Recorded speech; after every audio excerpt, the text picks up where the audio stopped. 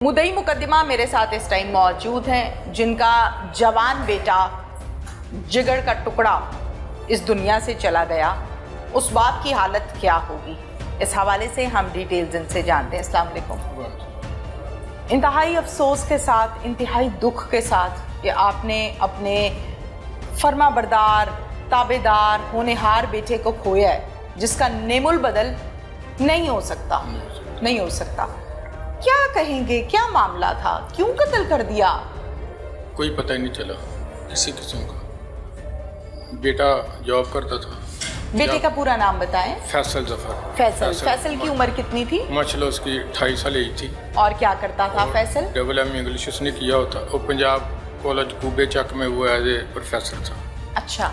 उसके बाद मैं पहले सरकारी मुलाजिम था, ठीक है। वो रिटायरमेंट ली और मैंने ये बिजली की दुकान बना ली।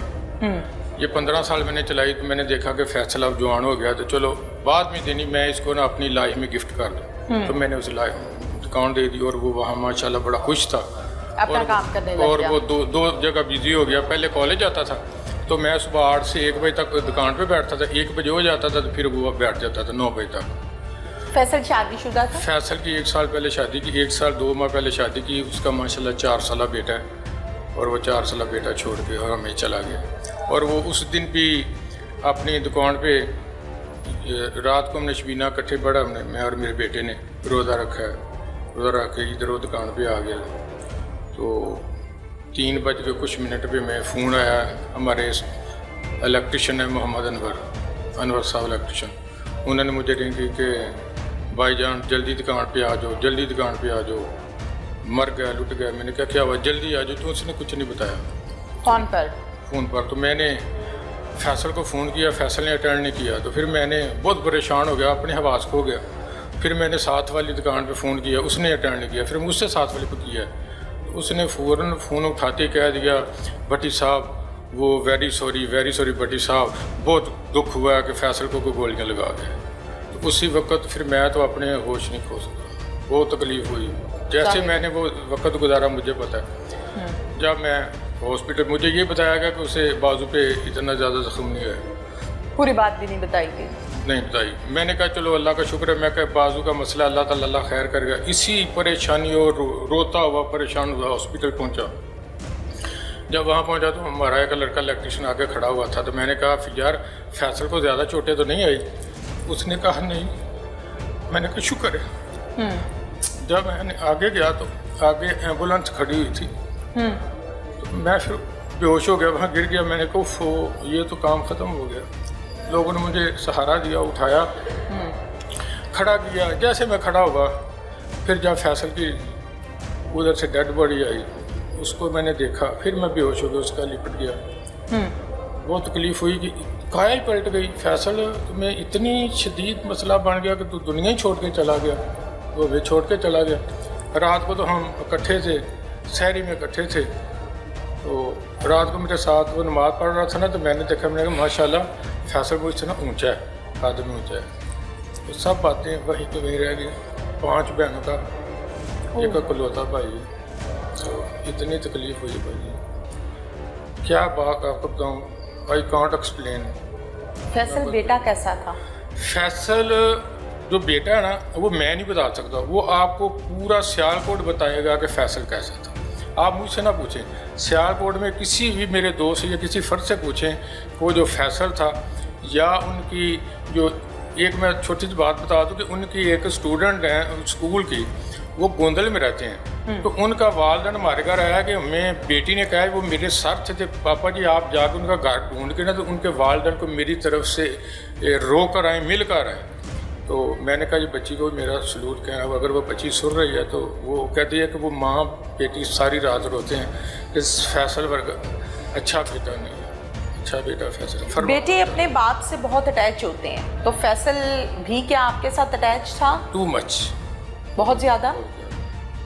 उठना बैठना आपके साथ, खाना पीना आपके साथ? बिल्कुल, बहुत ज़्यादा। मैं उसकी तो बातें बता ही नहीं ना सकता। मेरे उस दिन के मेरे पेट में ना दर्द जा रही है, ना हार्ट पे ऐसे है जैसे पाथी पड़ी हुई ऊपर। और जैसे मैंने अब ये देखा है کہ میرے اللہ نے سانس لکھے ہوئے ہیں جو میں گزار رہا ہوں، ادروائز مجھے چلے جانا چاہیے تھا. ادروائز کوئی دنیا بالکل ایسی ہے جیسے میں ویرانی میں بیٹھا ہوں. اب ایسا آپ میرے اندر دیکھیں نا تو آپ امیجن نہیں کر سکتے کہ میں کتنا دکھ لے کے ظاہر ہے جس نے جوان جو بیٹا آگے سے کھویا. میں نیچے ہیں، دوست آتے ہیں تعزیت کے لیے، ان کے پاس بیٹھتا ہوں. اوپر بیٹیوں کے پاس جاتا ہوں تو وہاں سے بھاگ کے نیچے آ جاتا ہوں، نہ اوپر بیٹھتا ہوں نہ نیچے بیٹھتا ہوں. بس یہی زندگی ہے. اس کے لیے صبح شام دعا کرتا ہوں اس کی قبر پہ جا کے، وہاں جا کے جو مجھے آتا ہے وہاں پڑھ کے اس کو فیصل تو اتنا اچھا ہونہار طالب علم بھی کہہ لیں، پڑھا بھی رہا ہے، ٹیچر بھی ہے، پھر ایک بہت ہی فرما بردار بیٹا بھی ہے، بقول آپ کے اپنا کام بھی کر رہا ہے، ماشاءاللہ سے ایک بچے کا باپ بھی ہے. تو اتنی بے دردی کے ساتھ ظلم فیصل پر کیوں کیا گیا؟ اللہ ہی جانتا ہے یہ کیسے ہو گیا، کیوں ہو گیا، اور اس کے ٹائم لکھا ہوا تھا. کچھ کہنا چاہتے ہیں آپ؟ کوئی مطالبہ ہے آپ کا؟ مطالبہ وہ جو پولیس افسران ہیں وہ ہمارے ساتھ واقعی ریئلی تعاون کر رہے ہیں. انتہائی ڈی پی او سے لے کے ڈی ایس پی تک، اور یہ اپنے ایس ایچ او فاحد صاحب ماشاءاللہ انتہائی کوآپریٹ ہیں، انتہائی. یہ کہنے کی بات نہیں، یہ اٹ از اے فیکٹ کہ جس دن یہ مسئلہ ہوا ہے میرے ساتھ انہوں نے یہ محسوس نہیں ہونے دیا کہ میں اللہ کا تھلک ہوں یا میرے کوئی پیچھے کوئی سفارش نہیں ہے یا نہیں. یہ بہت زیادہ مجھے انتہائی پروٹوکول دے رہے ہیں. آپ مطمئن ہیں اپنی تفتیش سے؟ 100% سیٹسفائڈ. Thank you. فہد صاحب ہمارے ساتھ اس ٹائم موجود ہیں، ایس ایچ او ہیں تھانہ سول لائن سیالکوٹ میں. اس کیس کی ڈیٹیلز ہم ان سے جانتے ہیں. السلام علیکم. جی وعلیکم السلام. فہد صاحب کہاں سے کہانی شروع ہوئی تھی؟ یہ تقریباً 18 اپریل کی بات ہے. تقریباً یہ 2:15 بجے جو ہے نا ہمیں کال موصول ہوئی ہے کہ ایسے ایسے یہ ان کا الیکٹرک سٹور ہے یہاں پہ پریم نگر میں، تو لڑکے کو جو ہے نا وہ فائر لگ گئے ہیں. جب ہم موقع پہ پہنچے ہیں تو ایک یہ مضروب تھا، ایک ساتھ بچہ تھا احمد، وہ مضروب تھا، لیکن اس کی کنڈیشن کافی کریٹیکل تھی. 112 کے تھرو ان کو ہاسپٹل جو ہے نا وہ ہم نے بھجوایا، تو لیکن یہ اس کی راستے میں جو ہے نا ڈیتھ ہو گئی ہے مقتول کی. اچھا. تو جو دوسرا مضروب بچہ تھا اس کی ایج تھی تقریباً 13-14 سال، وہ سروائیو کر گیا، ابھی بھی ویسے سی ایم ایچ میں جو ہے نا وہ ایڈمٹ ہے.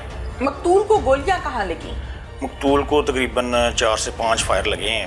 وہ 2 سامنے چیسٹ میں لگے ہیں، 1-2 بازو پہ لگا ہے، ایک اس کے جو ہے نا وہ یہ لیفٹ سائڈ پہ لگا اس کو. قتل کرنے والوں کی تعداد کتنی تھی؟ وہ 2 لڑکے تھے، ماسک انہوں نے پہنے ہوئے تھے. وہ دونوں جو ہے نا وہ بائک پہ آئے ہیں. انہوں نے بائک ان کی شاپ کے باہر کھڑی کی ہے، تو ایک جو ہے وہ اندر گیا. میکسیمم 5 سے 7 سیکنڈ کا سارا جو ہے نا سارا ٹائم لگا ہے. ان اندر آتے ہی اس نے جو ہے نا وہ برسٹ مارا ہے، تو دونوں جو ہے نا وہ زخمی ہو گئے. وجہ انات کیا ہے اس قتل میں؟ وجہ انات یہ ہے کہ وہ تب تو ٹریس آؤٹ نہیں ہوا تھا. پھر ہم نے جو ہے نا ان کو CCTV کیمراز چیک کیے ہیں کہ جس طرف یہ واپس گئے ہیں اس طرف سے کرتے کرتے ہم جو ہے نا وہ ڈسکا روڈ تک گئے ہیں. ایک جگہ پہ جا کے انہوں نے ماسک اتار دیے ہیں، وہاں سے یہ ٹریس آؤٹ ہوئے ہیں. یہ بیسیکلی جو مدعی ہے ظفر اقبال، وہ ان کا یہ بردر ان لا ہے، سالہ، یعنی کہ اس کی دوسری وائف کا بھائی ہے. تو اس کا کہنا یہ ہے، جو یہ کہتا ہے کہ جو میری فیملی ہے نا ان کے میٹرز میں یہ بہت زیادہ دخل اندازی کرتا تھا.